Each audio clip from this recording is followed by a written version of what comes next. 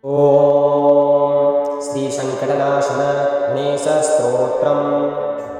ॐ प्रणम्य शिरसा देवं गौरीपुत्रं विनायकं भक्तावासं स्मरे नित्यम् आयुष्कामार्थसिद्धये।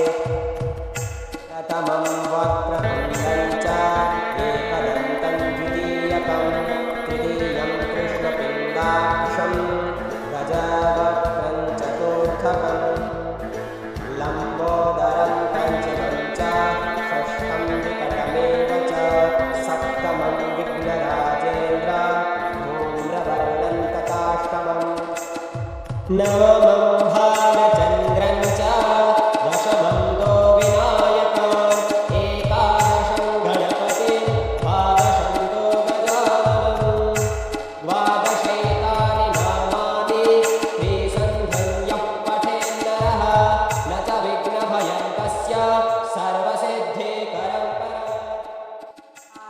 लभते विद्यां धनार्थी लभते धनं पुत्रार्थी लभते पुत्रान् मोक्षार्थी लभते गतिम्।